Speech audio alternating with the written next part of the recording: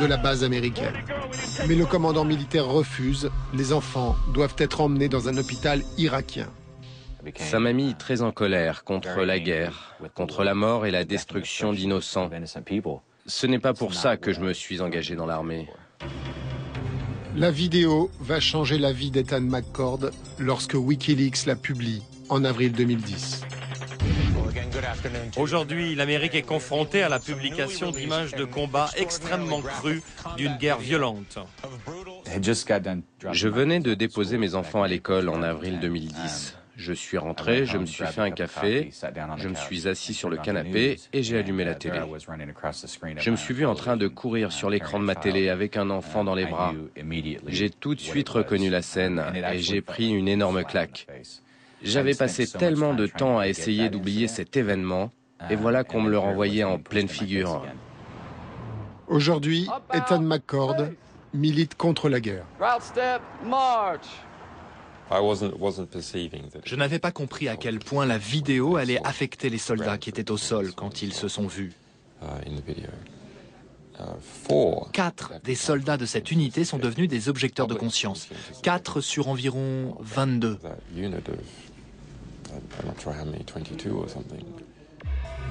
À Bagdad, la famille des victimes découvre les images du carnage sur le site de Wikileaks.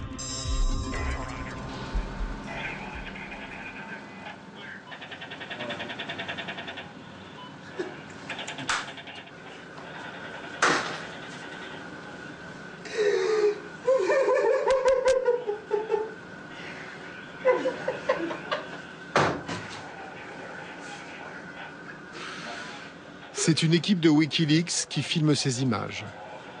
Le chauffeur de la camionnette est mort sous les balles de l'hélicoptère. C'était le père de 2 enfants. Ils ont survécu.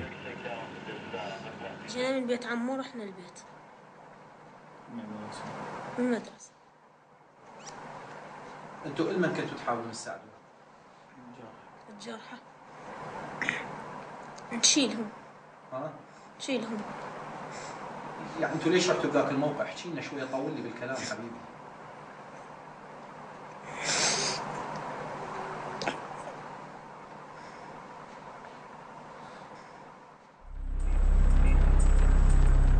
Un mois après la diffusion de la vidéo, l'armée américaine va arrêter un soldat à Bagdad. Il est soupçonné d'avoir fuité la vidéo à Wikileaks. Il s'appelle Bradley Manning. Il risque 52 ans de prison pour haute trahison.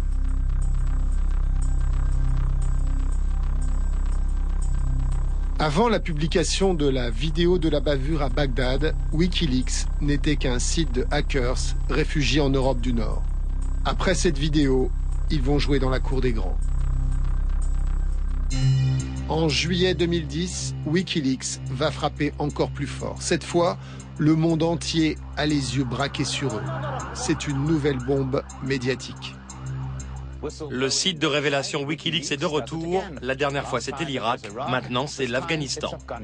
À la une ce matin, la Maison-Blanche dénonce la publication de 90 000 documents militaires sur la guerre en Afghanistan. Des milliers de documents militaires racontent les bavures de la coalition en Afghanistan, notamment les bombardements sur les civils. Élément nouveau et inattendu, Wikileaks n'est plus seul. Désormais, ils sont associés à 3 titres de presse majeurs, le New York Times, le Spiegel et le Guardian, à Londres. Voici le Guardian de ce matin. Il y a un dossier de 14 pages. Également dans Der Spiegel, 17 pages. La vraie histoire derrière ces documents, c'est la guerre, avec sa succession d'événements dramatiques. Entre les rebelles de l'Internet et les journalistes de la presse de référence, le mariage n'a pas été facile. C'est le Guardian qui a mené les premiers contacts. Un de mes collègues est allé à Bruxelles pour traquer Julian Assange. Assange lui a confié que Wikileaks s'apprêtait à publier une énorme quantité de documents sur l'Afghanistan. Wikileaks voulait les balancer d'un seul coup sur Internet. Mais on a convaincu Assange que ce n'était pas une bonne idée, que ce serait bien mieux qu'il laisse des journaux de référence comme nous voir les documents pour les étudier. Mais le leader de Wikileaks n'aime pas trop qu'on lui vole la vedette. Le Guardian aime bien s'attribuer plus de mérite qu'il n'en a vraiment. Ils ont fait un très bon boulot et publié 14 pages. Ce n'est pas le Guardian qui nous a convaincus de traiter avec la presse traditionnelle. On fait ça depuis des années. Les gens du Guardian nous ont dit qu'ils ont dû vous convaincre de travailler avec la presse traditionnelle.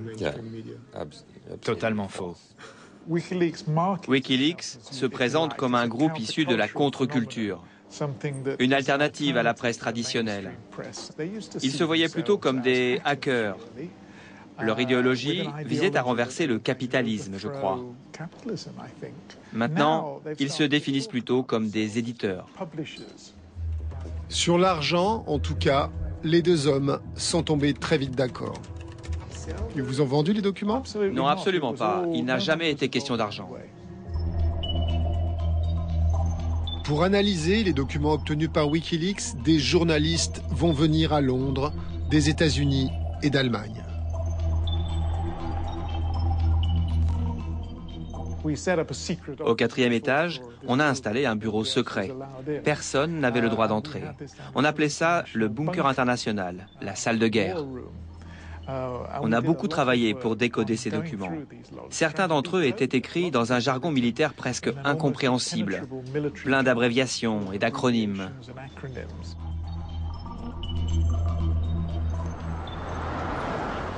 Les journalistes américains du New York Times tombent sur des rapports des services secrets américains.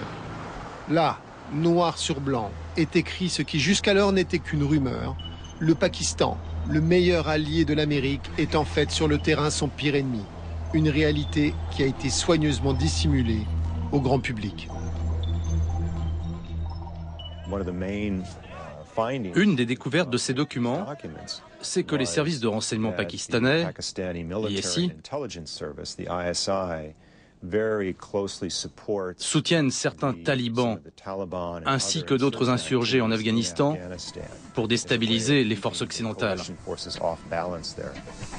Le contenu des documents est tel que le New York Times se sent le devoir d'en parler aux plus hautes autorités à Washington. Nous sommes allés à la Maison-Blanche. On leur a dit, on a eu accès à 92 000 documents militaires secrets sur la guerre en Afghanistan. Wikileaks va les publier. Nous y avons eu accès ces dernières semaines et nous pensons que nous avons été responsables en filtrant certains passages. Nous ne les publierons pas tous.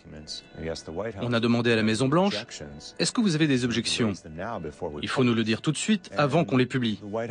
La Maison-Blanche a consulté le Pentagone et la CIA. Ils ne nous ont demandé que des changements mineurs. Now, here's your Pentagon Channel report. Le secrétaire à la Défense Robert Gates et le chef d'état-major des armées des États-Unis s'expriment sur l'affaire Wikileaks. À la publication, le Pentagone réagit très violemment contre Wikileaks. Il les accuse d'avoir balancé les noms des collaborateurs des troupes américaines. Les conséquences sur le champ de bataille après la publication de ces documents sont potentiellement graves et dangereuses. Monsieur Assange peut dire ce qu'il veut sur l'intérêt général que lui et ses sources pensent se servir. La vérité demeure qu'ils ont déjà peut-être sur les mains le sang d'un jeune soldat ou d'une famille afghane. En Afghanistan comme en Irak, l'armée américaine a recours au service de traducteurs et de guides locaux. Aux yeux des insurgés, ces hommes sont des traîtres. Pour éviter d'être reconnus, ils sortent masqués pendant les opérations aux côtés des militaires américains. C'est bien sûr malheureux d'avoir publié des noms sur notre site.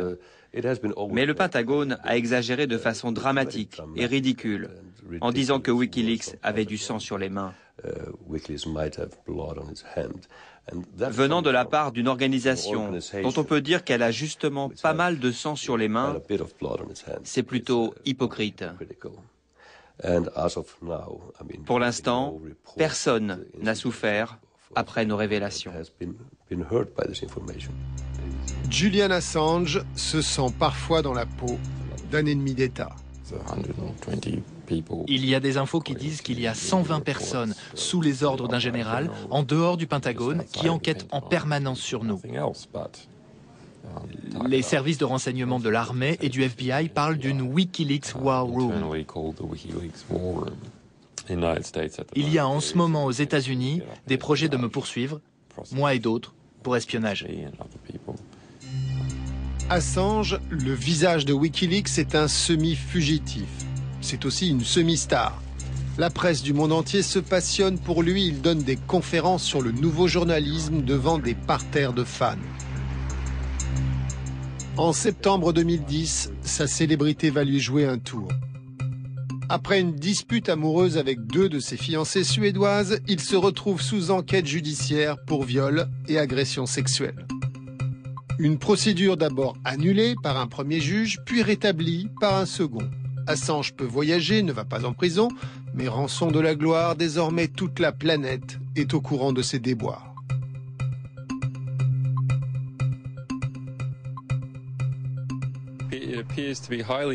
Tout cela est très bizarre.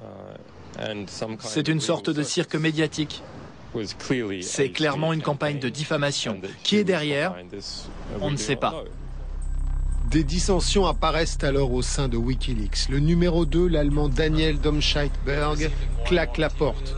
Il reproche à Assange son autoritarisme. Il lui reproche aussi d'avoir passé des accords avec les grands médias sans avoir consulté les troupes. Malgré les pressions et les menaces, et peut-être les manipulations, la conquête du monde par les hackers de Wikileaks ne cesse pas. En octobre 2010, lors des nouvelles révélations sur l'Irak, on leur découvre un partenaire supplémentaire, le journal Le Monde. Après l'Allemagne et les anglo-saxons, les francophones obtiennent les documents. Dans le plus grand secret, une petite cellule d'enquêteurs est mise en place pour collaborer avec Wikileaks. Ce ne sont pas des journalistes classiques, puisqu'ils ont besoin de nous. Ce sont des intermédiaires, si vous voulez, plus que des médiateurs, des intermédiaires. Mais qui ont un rôle crucial. Après, nous, notre rôle, c'est d'expertiser tout ça, de l'analyser, de le décortiquer, de le déchiffrer, de le décrypter. Et c'est ce qu'a fait notre petite équipe. Les 2 spécialistes de l'Irak se sont plongés dans les documents de Wikileaks. Ils en ont mesuré la force, mais aussi les limites, car ces rapports des soldats américains sur la guerre au quotidien sont parfois approximatifs ou incomplets. Tout doit être vérifié.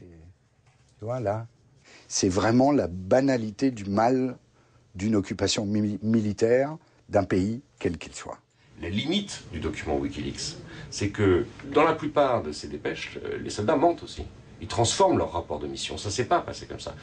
Donc ça, c'est la grande limite de ces rapports, c'est que ça montre le quotidien vu par les soldats, mais ça ne montre pas la vérité toujours de la guerre d'Irak. Donc il faut relativiser un peu ce qu'on trouve là-dedans. Il y a beaucoup de manques, il manque beaucoup de choses, malheureusement. Mais peut-être qu'il y aura une deuxième livraison. Les hommes de Wikileaks affirment bel et bien encore disposer de nombreux documents sur la guerre. Leur nouvelle forme de contre-pouvoir va continuer de secouer le secret défense, à condition que le Pentagone les laisse faire.